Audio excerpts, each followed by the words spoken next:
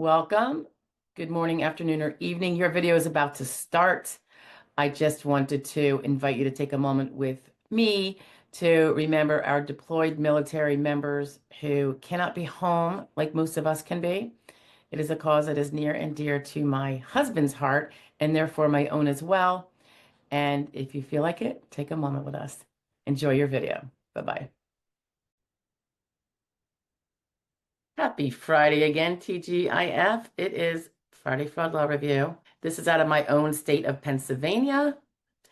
This one's kind of a doozy. It involves $80 million in stolen U.S. Treasury checks. Not sure which kind of checks. I'm presuming maybe there was some Social Security checks and or tax refund checks because they were U.S. Treasury checks and in such massive amounts. So let's get to it. The Social Security Administration, OIG, was involved in investigating this. It is currently at is it the indictment? Yep, indictment stage. So I'm not going to say the four gentlemen's names. I will say they are all in their 20s and they were quite clever. And it's a real shame these young men did not, assuming they're guilty, which we will not, we'll assume that for this purposes of what I'm saying now. Otherwise, they are presumed innocent until proven guilty, which is why I'm not sharing their names. They could be using those brains for something far more productive.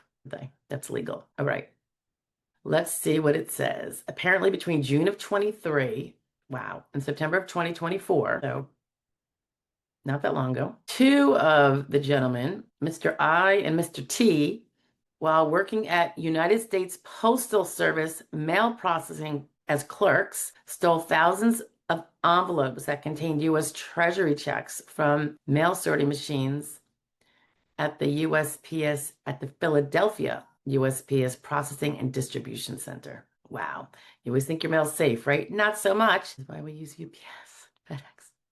According to the indictment, Mr. I and Mr. T removed the checks from the USPS facility and sold them to two of the defendants, Mr. S and Mr. T. Another T. We'll say T2. Those two then advertised the stolen checks for resale on the cloud-based instant messaging application called Telegram. Upon receiving payment from interested buyers, Mr. S and Mr. T2 mailed the stolen Treasury checks to buyers around the country who attempted to cash the checks without the knowledge or permission of the individuals to whom the checks had originally been issued. You say, you don't say. Over the course of the scheme, the indictment alleges that Mr. I and Mr. T1 sold Mr. S and Mr. T2 thousands of stolen Treasury checks whose face value exceeded $80 million. Mr. S and Mr. T2, their customers, successfully negotiated approximately $11 million worth of these stolen Treasury checks at financial institutions. Mr. I is also charged with a separate instance of mail theft involving another batch of Treasury checks that he allegedly stole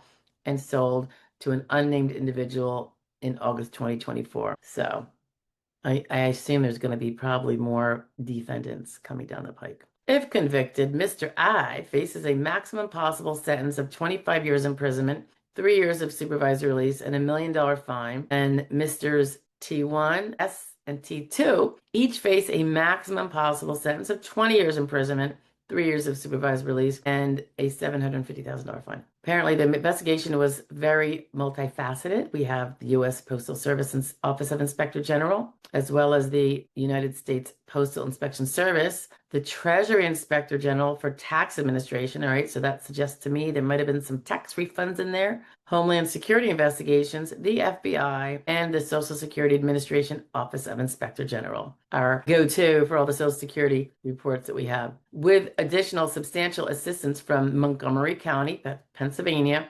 Detectives Bureau, as well as the Lower Merion Township Police Department. Good job, guys. And the Bureau of Fiscal Service. Wow. All right. So we'll see what happens. I hope they get nailed to the wall. I'm sorry. I know they're young, but come on. They knew what they were doing. And they were adults. And this wasn't like a one little brain fart. I get the whole thing when someone really screws up because you have a brain fart. I do.